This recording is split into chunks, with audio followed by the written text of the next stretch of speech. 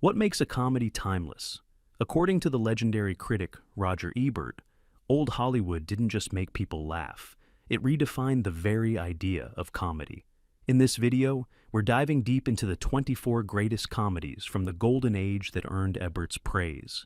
Get ready for slapstick, satire, and screwball mayhem. Hit that subscribe button and let's celebrate the laughs that never aged. Duck Soup, 1933. When Ebert said, probably the best Marx Brothers movie, he meant Duck Soup was pure anarchy distilled. In this riotous satire, Groucho Marx becomes the president of a fictional country and promptly declares war over personal slights. Every line drips with sarcasm, and every gag hits like a punch. It's political, absurd, and so ahead of its time that audiences in 1933 didn't quite know what hit them.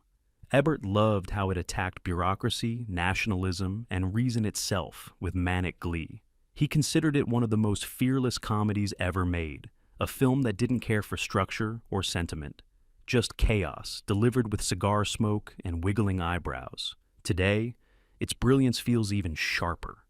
The City Lights, 1931. Charlie Chaplin's City Lights was called magical by Ebert, and he wasn't exaggerating. On the surface, it's a love story about a tramp and a blind flower girl. But dig deeper, and it's a masterclass in physical comedy and emotional storytelling. Chaplin directs, writes, acts, and tugs at your heart like no one else. What sets this apart isn't just the laughs, it's the final scene. Ebert said it made him cry every time. There's something sacred about the blend of slapstick and tenderness here, and Ebert called it cinema's great poetic comedy. While other comedies went for big gags, City Lights whispered its jokes with grace, and they still echo. Bringing Up Baby, 1938. Cary Grant in a frilly negligee and Katharine Hepburn chasing a leopard. That's Bringing Up Baby, a screwball classic that Ebert found breathless in pace and genius in tone. Howard Hawks directed it like a sprint, with overlapping dialogue and escalating absurdity. Ebert adored its speed and chaos, noting that it's not about story logic, but pure comic momentum. Every scene leads to another comic disaster. Hepburn, as a dizzy heiress, drags Grant's paleontologist through an obstacle course of romantic confusion. Ebert called it one of the fastest and funniest movies of its time, a blueprint for modern rom-coms. And yes, the leopard's name is Baby. My Man Godfrey, 1936. Ebert saw My Man Godfrey as more than a screwball classic. It was a comedy with teeth. William Powell plays a homeless man who's hired as a rich family's butler, only to upend their spoiled lives. The satire is brutal, the dialogue razor sharp. Carole Lombard is radiant as the daffy heiress who falls for him. Ebert appreciated how it balanced social commentary with fast-paced wit. He said it mocked the rich while making you laugh uncontrollably, no easy feat. Beneath the laughs, there's a lesson in dignity, class, and love. This is a comedy with a conscience, and Ebert was all for it. His Girl Friday, 1940. Fast, furious, funny. That's how Ebert described his Girl Friday.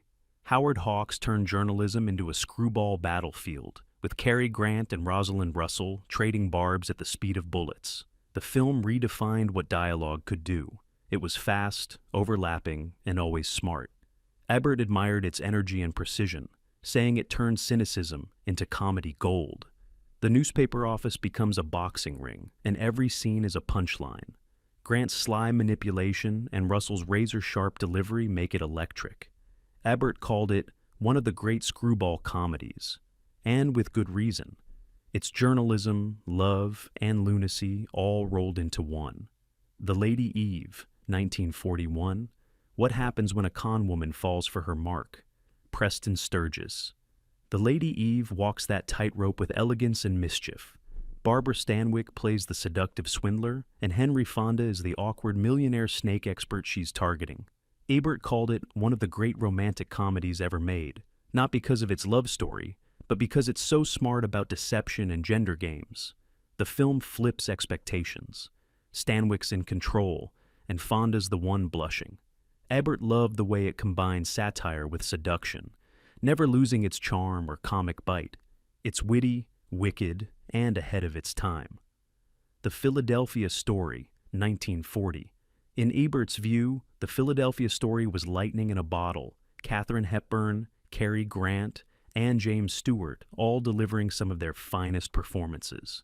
It's about a woman caught between an ex-husband, a new fiancé, and a nosy reporter, all on the eve of her wedding.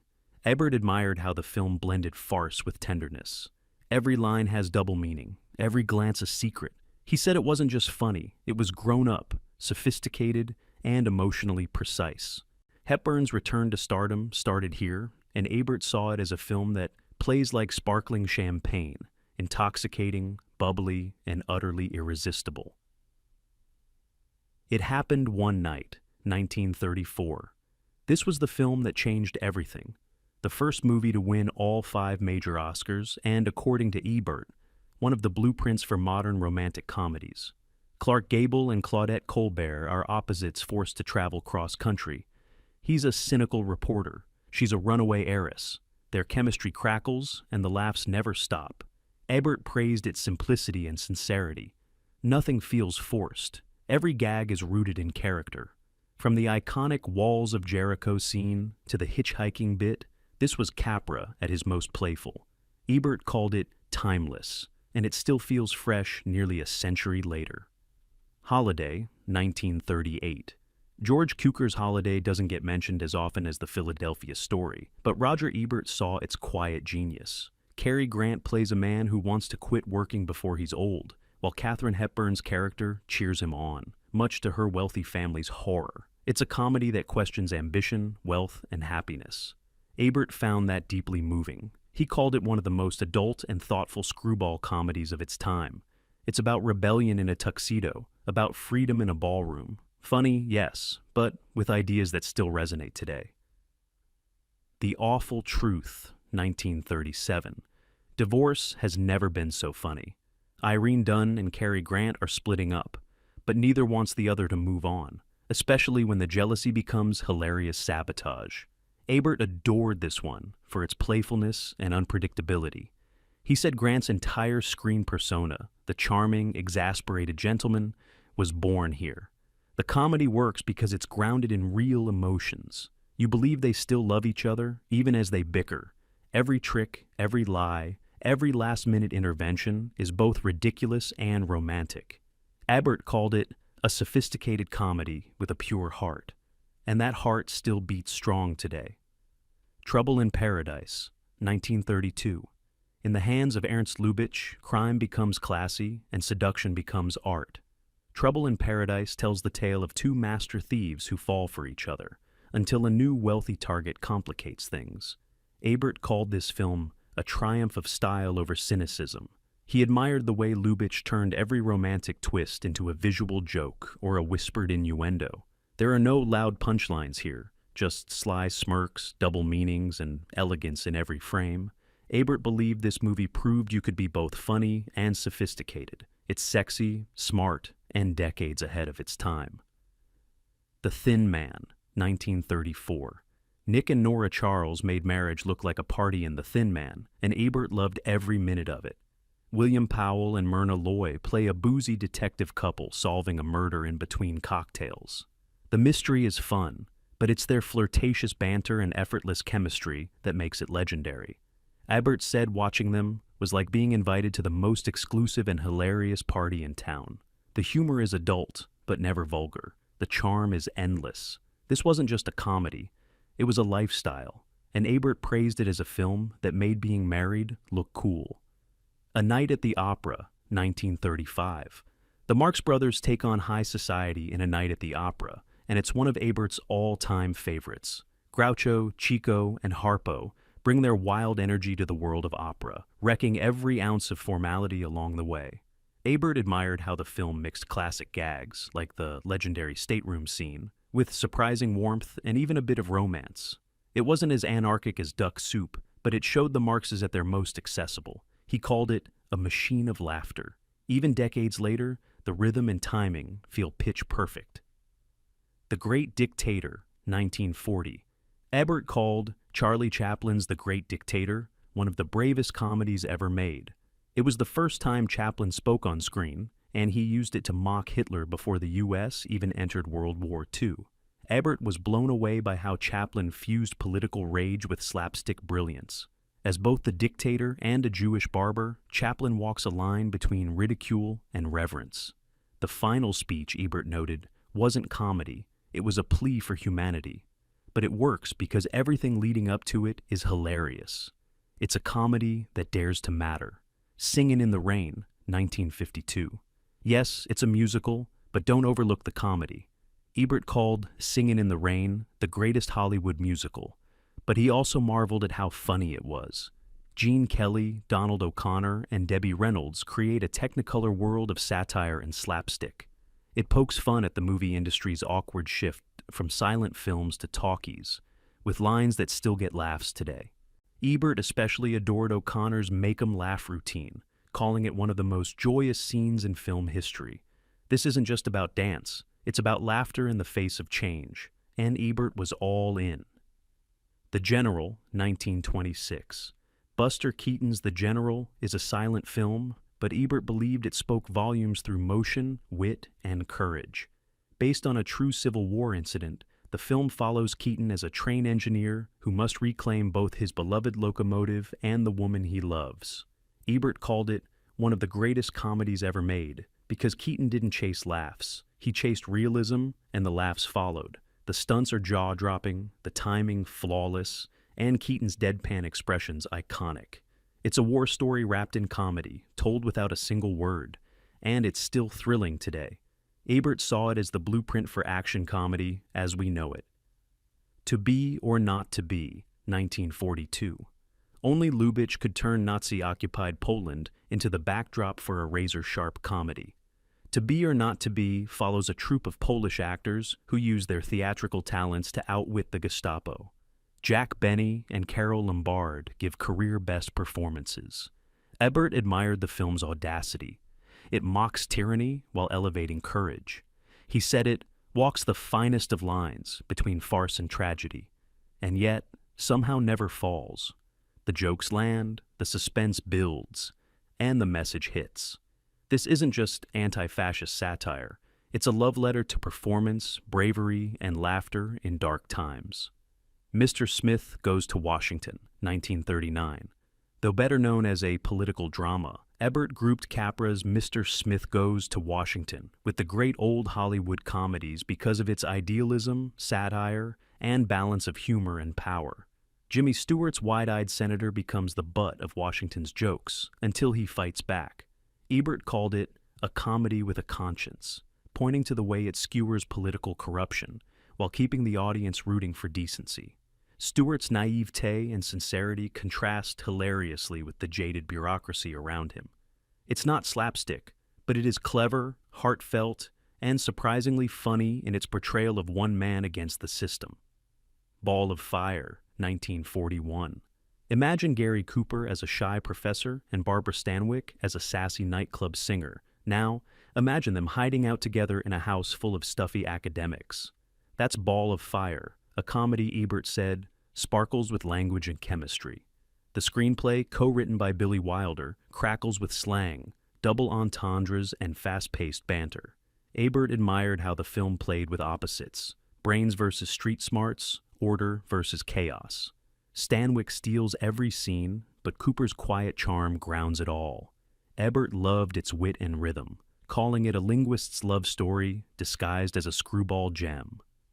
Design for Living, 1933. Before Hollywood clamped down with the Hays Code, Ernst Lubitsch gave us this daring comedy about a woman living with two men and loving them both. Design for Living isn't crude, it's clever. Miriam Hopkins, Frederick March, and Gary Cooper are electric together. Ebert praised Lubitsch's touch here, always suggestive, never vulgar. The film doesn't preach or punish. It explores alternative relationships with laughter and style. In an era obsessed with propriety, this film was boldly modern. Ebert found it both sexy and sophisticated, calling it a comedy that whispers its naughtiness with a wink. Scandalous then, refreshing now. The Awful Truth, 1937. A couple on the brink of divorce, but neither quite ready to let go. That's the awful truth, and Ebert saw it as the film where Cary Grant truly became Cary Grant. Opposite Irene Dunne, he delivers comedy with a wink and elegance. Ebert praised the film's mix of sophistication and wild physical humor, like Grant wrestling with a stubborn door or a jealous dog. The characters' sabotage of each other's rebound romances is hilarious and painfully human. For Ebert, this was not just romantic comedy. It was relationship therapy disguised as screwball. The laughs sting because the love still lingers. You Can't Take It With You, 1938. Frank Capra's feel-good comedy about an eccentric family who live by their own rules struck Ebert as joyously defiant. In a world obsessed with money and status, the film offered a loud, laughing rejection.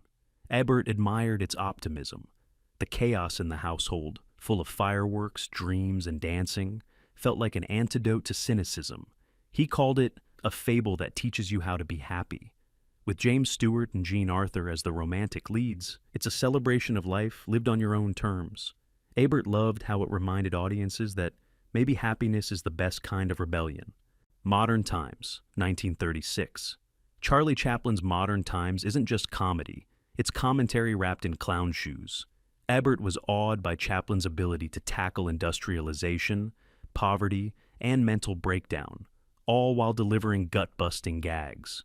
The tramp gets chewed up by machines, imprisoned by mistake, and still manages to smile. Ebert said the film captured a world gone mad with such grace and humor, you couldn't help but laugh, even as you nodded in agreement. The final shot, with Chaplin walking into the future hand in hand with Paulette Goddard, moved Ebert deeply. It's funny, yes, but also deeply human. A silent masterpiece that speaks volumes. Animal Crackers, 1930. Before Hollywood knew what hit it, the Marx Brothers arrived like a comedy earthquake, and Animal Crackers was their aftershock. Groucho, in his iconic role as Captain Spaulding, delivers some of the sharpest zingers ever written. Ebert included this on his list of personal favorites, praising its sheer speed and irreverence. The film doesn't bother with logic. It just barrels through scenes with surreal humor and biting wit.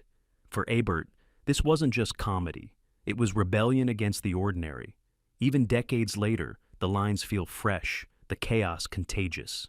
It's no wonder he considered it a shining star in the comedy universe. Roger Ebert believed laughter could be art, and these 24 old Hollywood comedies proved it. From slapstick legends to romantic chaos, each film still shines.